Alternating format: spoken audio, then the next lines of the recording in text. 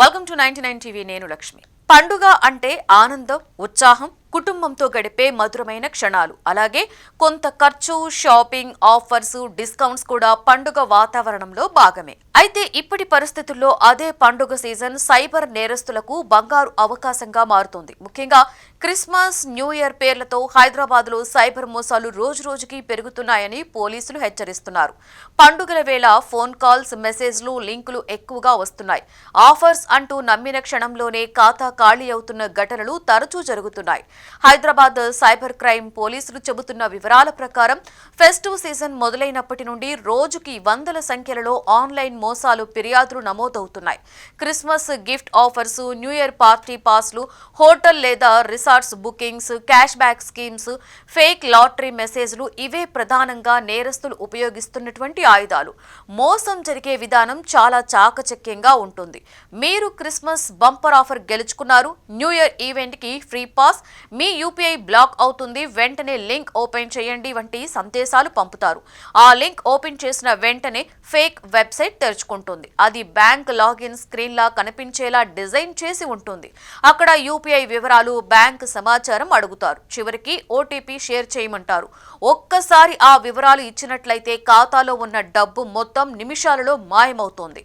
Cyber పోలీసుల విశ్లేషణ ప్రకారం ఉద్యోగులు, ఐటీ ప్రొఫెషనల్స్, కాలేజీ విద్యార్థులు, గృహిణులు, సీనియర్ సిటిజన్లు ఎక్కువగా టార్గెట్ అవుతున్నారు. ముఖ్యంగా పార్టీ ప్లానింగ్, షాపింగ్స్ లో బిజీగా ఉండేవారు తొందరపాటులో సరైన వెరిఫికేషన్ చేసుకోకపోవడం వల్ల సులభంగా మోసపోతున్నారు. గణాంకాలు కూడా మరింత భయానకంగా ఉన్నాయి. గత ఏడాదితో పోలిస్తే ఈ ఫెస్టివ్ సీజన్ లో సైబర్ మోసాలు 30 నుండి 40% వరకు పెరిగాయి. ఒక్కో బాధితుడు 5,000 నుండి 10 లక్షల రూపాయల వరకు కూడా నష్టపోయిన కేసులున్నాయట. అయితే అనుమానం లేదు అంటే భయం కారణంగా చాలా మంది ఫిర్యాదు కూడా చేయకపోవడం మరో పెద్ద సమస్యగా మారింది. డబ్బు పోవడం ఒక నష్టమైతే బ్యాంకు వివరాలు, Aadhaar, pan data, mobile access వంటి వ్యక్తిగత సమాచారం నేరస్తుల చేతుల్లోకి వెళ్లడం మరింత ప్రమాదకరం. ఇవి భవిష్యత్తులో మరిన్ని మోసాలకు దారితీసే అవకాశం ఉంది. అందుకే పోలీసులు ఇది ఒక్కసారితో ముగిసే నష్టం కాదని, దీర్ఘకాలిక ప్రమాదమని స్పష్టంగా చెబుతున్నారు.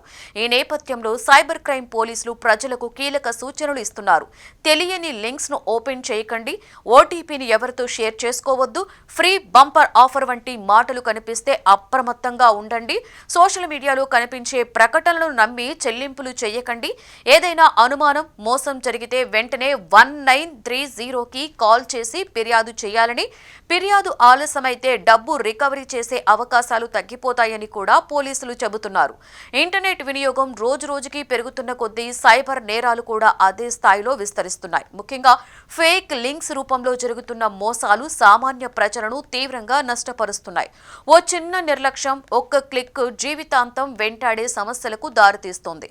సైబర్ నేరగాళ్లు బ్యాంకులు, ప్రభుత్వ సంస్థలు, ప్రముఖ కంపెనీల పేర్లతో నకిలీ మెసేజ్లు, ఈమెయిల్స్, వాట్సాప్ లింక్స్ ని పంపిస్తున్నారు. మీ ఖాతా బ్లాక్ అయింది, కేవైసీ అప్డేట్ చేయాలి, లక్కీ డ్రా గెలిచారు, డిస్కౌంట్ ఆఫర్స్ అంటూ ప్రజలను ఆకర్షిస్తున్నారు. ఈ తరహా మోసాలకు ముఖ్య కారణం అవగాహన లోపమే. త్వరగా లాభం వస్తుందన్న ఆశ, భయపెట్టే మెసేజ్లకు లోనవడం వల్లే ప్రజలు ఫేక్ లింక్స్ ని క్లిక్ చేస్తున్నారు.